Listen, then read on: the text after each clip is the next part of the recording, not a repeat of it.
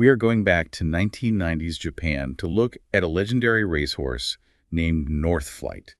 She was known as the Mile Queen. What's fascinating here is that this isn't just a story about horse racing. It's a masterclass in the power of extreme specialization. North Flight proved that being a generalist isn't always the path to greatness. Okay, let's unpack this. Because her path to becoming a legend was, well, practically non-existent at the start. Yeah, it really was. To appreciate the level of absolute dominance she eventually reached, you have to understand how close she came to never racing at all. Right, she was born in 1990. And her father was a famous horse named Tony Ben, and her mother was Shaddai Flight. North Flight was actually part of the very first crop of foals by Tony Ben. Which is a huge detail. You know, that first generation of Tony Ben offspring included some absolute future superstars in Japanese racing. Like Winning Ticket, right? Exactly. Winning Ticket went on to win the Japanese Derby. So on paper, she had the pedigree. She had the elite genetics. She had it all on paper. But when the time came for the saleses, these massive auctions where owners buy young, unproven horses, nobody wanted her. Zero buyers. Zero. The auctioneers couldn't get a single hand to go up. It's wild to think about now. Her breeder, Taihoku Farm, was basically forced to load her back onto the trailer and race her themselves. Yeah. Because there's literally no other option. And the main reason she was passed over is that she had a really weak constitution early on, just constant physical issues. Yeah, so she was basically like an undrafted free agent in professional sports. Yeah. You know, the player who gets ignored by every single team, struggles with early injuries, but then steps onto the field mid-season and instantly starts playing at a Hall of Fame level. That's a perfect way to look at it, because those physical issues caused a massive delay in her training. She didn't actually make her debut until May of her 3-year-old season, right? Right. And to put that into perspective for you, the developmental timeline in professional horse racing is incredibly strict. It's not like you can just start whenever. Not at all. By May of a horse's 3-year-old year, the prestigious early classics, like the Oga Show, which is a massive race for fillies, are already over. She completely missed it. Entirely. And usually, if a horse misses that developmental window, they are left behind permanently. The training cycles of the elite horses are already peaking. Right. A late bloomer just can't catch up to that level of cardiovascular fitness. Exactly. It's almost impossible. But she finally steps onto the track in May, having missed the boat entirely.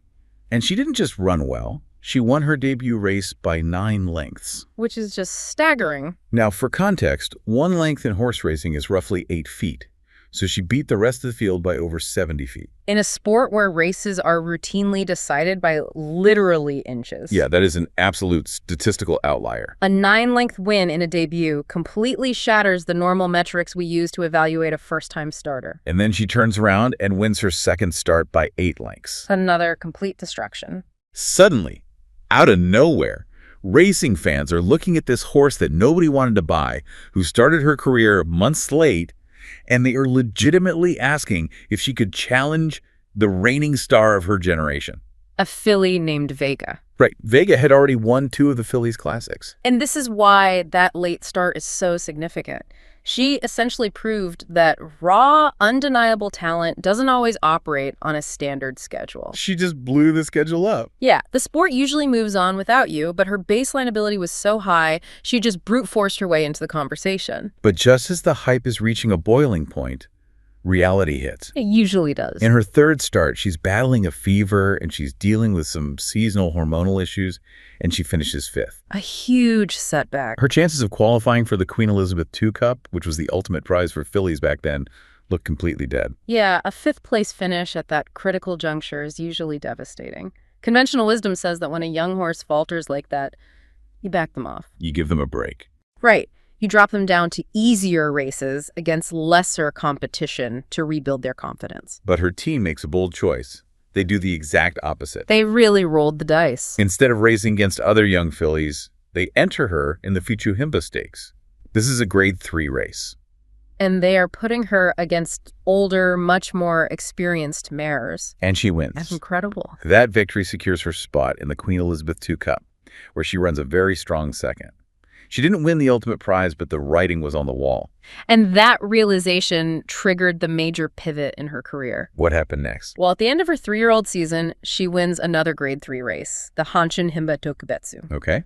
Then, the following January, she enters the Kyoto Himba Tokubetsu, and she absolutely demolishes the field by 6 lengths. Another blowout. Right. She completely outclasses their baseline metrics. And it is right here, after that 6-length blowout, that her connections make a permanent, defining decision. No more experimenting. Right. From that moment on, North Flight would race exclusively at one specific distance, the mile. Exactly 1,600 meters. A true specialist. Yeah. By keeping her exclusively at the mile, they eliminated the mental and physical fatigue of making her body adapt to different race shapes. So having found her niche, we now see what happens when that perfect biological specialization meets elite competition. It gets dominant very quickly. She easily defeats her male rivals in the Yomiuri Milers Cup, just cruising. Which is a Grade 2 race, so the competition was tough. But then comes the Yasuda Kinen. Oh, the Yasuda Kinen. Yeah. This is Japan's biggest mile race. A true Grade 1 event. The field is absolutely loaded. Okay. You have international and domestic champions all packed into one race. The pressure is immense. The gates open and disaster strikes. She breaks slowly. Yeah, she essentially stumbles out of the gate and loses ground immediately to a field of world-class elite horses. Which is terrifying. In a 1,600-meter race at that level, a slow break is almost always a death sentence. Why is that? Because the geometry of the race doesn't allow for it. Against international champions, you simply cannot give them a head start and expect to sprint the entire way to catch them. The lactic acid will just flood your muscles. Exactly. You will hit a physiological wall. Here's where it gets really interesting, though. A slow start would be fatal for almost any other horse. Yes. But North Flight doesn't panic. She unleashes this terrifying burst of acceleration, passes the entire elite field, and wins by 2.5 lengths. It wasn't even a photo finish. No, she completely overpowered them. And this is exactly why you should care about this concept. True mastery of a niche provides a buffer against mistakes. Yes. When you operate in your absolute zone of genius, like she did at the 1,600-meter mile, you can afford to stumble. And still win. Right. Because your baseline level of performance in that specific area is so vastly superior, even your mistakes don't ruin you. Her baseline was just untouchable. So, with her dominance at the mile established, nature hates a vacuum, right? Always. The narrative naturally forces a collision with the era's other great specialist. Enter Sakura Bakushino. This guy was the terrifying ruler of the 1,200-meter sprint division. Pure, unadulterated, fast twitch speed. So the racing world became obsessed with a burning hypothetical question. What happens if the sprint king and the mile queen meet right in the middle? Exactly. What happens at 1,400 meters? It is the ultimate apex predator showdown. And they met at the Swan Stakes, a Grade 2 race at 1,400 meters. Bakushino actually won with a brand new Japanese record for the distance. And North Flight finished second. Right. But finishing second in record-breaking time, out of your preferred specialty against the greatest sprinter of the era, is still incredible. It proved they were both just on another level. Yeah, it strengthened both their reputations. But then comes the final race of her career, the Mile Championship, 1,600 meters. Bakushino enters this race-chasing history. He tries to stretch his dominance to 1,600 meters. But North Flight stood right in his way. This was her kingdom. And she won with a course record performance, defeating the Sprint King on her home turf. His anaerobic engine just couldn't survive the final 200 meters against her. When you look at her final record at 1 mile, it is completely undefeated. Flawless. Every single loss in her entire career happened outside her specialty. She lost at 2,000 meters, 2,400 meters, and 1,400 meters.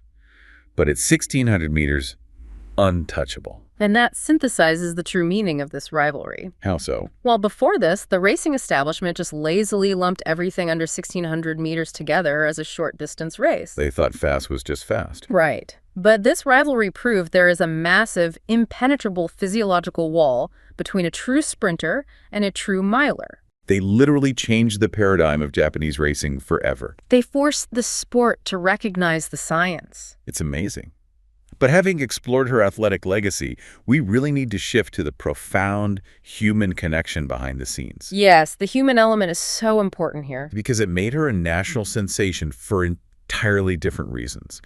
North Flight was actually the first Grade 1 winning horse in Japan cared for by a female groom from the start of its career. Her name was Mikiko Ishikura. And she was a rookie groom in 1993. Which is wild because the culture of professional racing stables was intensely male-dominated back then.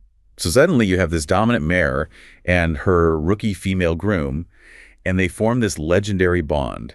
Ishikura affectionately called her Fu-chan. Fu-chan. And the sources share this anecdote that just tugs at your heartstrings. Oh, I know the one. Years after Northflight had retired, a female journalist visited the farm, and the journalist yelled out, "Fu-chan!" And what did the horse do?